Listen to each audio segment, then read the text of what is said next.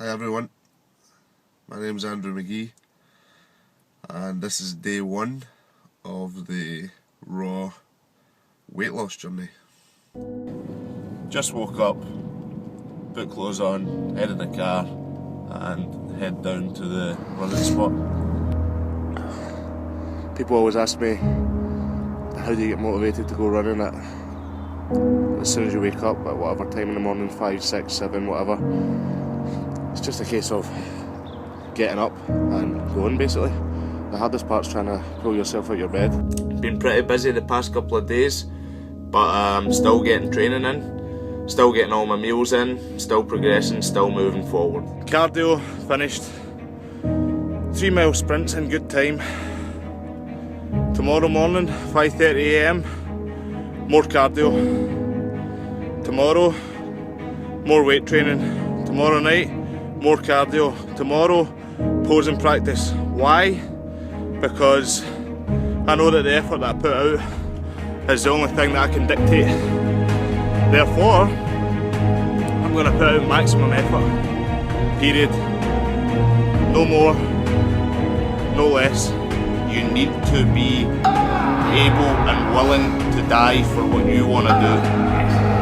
And in that case, you will be successful at doing what you want to do in life. I'm applying this to bodybuilding right now. The principles I'm applying here can be applied to anything you want in life, whether it be exams, qualifications, a sport, a job, a business, absolutely anything. You need to be willing to give it 110% towards what you're going to do. That's the only way to know that you've did your utmost best.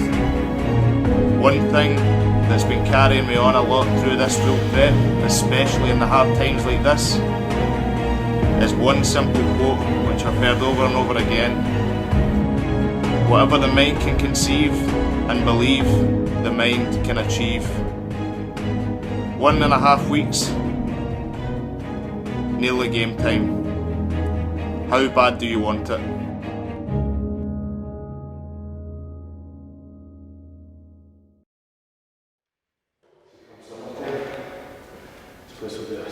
The reason I want to bodybuild is because, for me, team sports has never been a thing that I've enjoyed. I've always been a kind of singular guy as far as training goes and stuff like that. So it's continual progression for me. Every day I'm waking up with a purpose. Every day I'm able to progress further than what I was the day before, and I'm always able to better myself. You can be as stressed as you want outside in your day job or anything. Once you go in the gym, you've got that bit of you time. Basically, you've got something just to, it's you versus yourself. You've got something just to push against, and you feel great once you're finished. So you get that continual kind of high. So I would say, am I addicted to bodybuilding? No, but I will choose to do it for the rest of my days. I really enjoy, that's the pump that you get with doing weights. Enjoy that. Well, I'm nearly 58 now, and most people would say, can't be 58, right? So, and that's just what people say, right? So, I think it's benefited me. I can't see any downside to it. Well, so you've got a vast range of different supplements. You've got things like your whey proteins, your creatines, your pump supplements, so to speak. So there's a huge variation to choose from. 1,000 calories in this shake right here.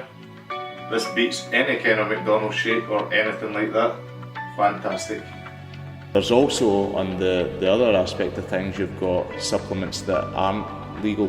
They're legal to take, they're legal to have in possession, but they're illegal to sell, which is anabolic steroids.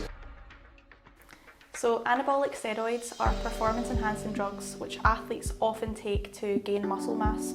So it basically helps your body to form protein and helps your skeletal muscle increase, which increases your core strength, normally by about 20% in athletes that have been taking them for up to 10 weeks.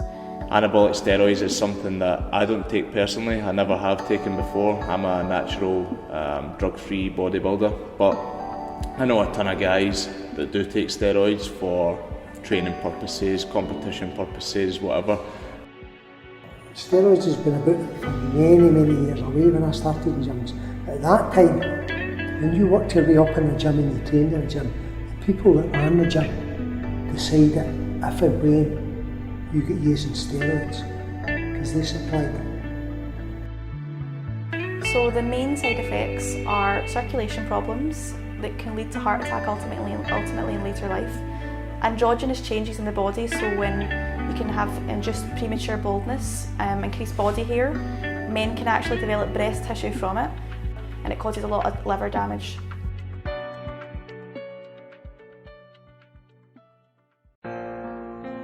Yes, I'm training for a bodybuilding competition right now. I'm coming back after a year layoff after a bad bicep tendonitis injury that apparently, so I was told that I would never compete again. I thought, okay, life's over, you know, but just did so well that year as far as bodybuilding goes, and then I got hit with this blow. So I went out, I sat in my car and I broke down for about 10 minutes, and I thought that I was kind of inconsolable. There was no way that I thought this could have happened to me. Number 6, McGee.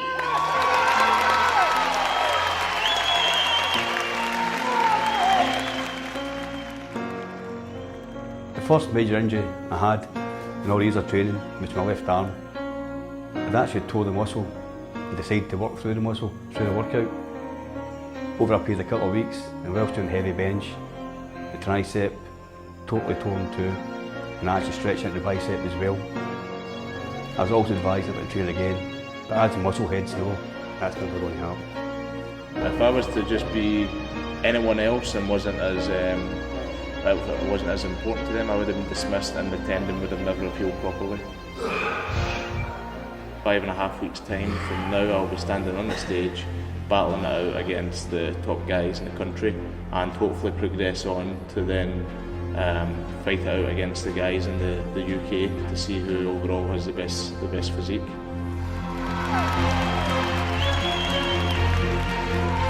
The criteria that it's judged on is muscular size, definition, proportion, symmetry and conditioning. Conditioning being how low of a body fat percentage that you actually are. I've came so far, I'm not willing to do anything that could cause an error in my condition or my presentation on that stage.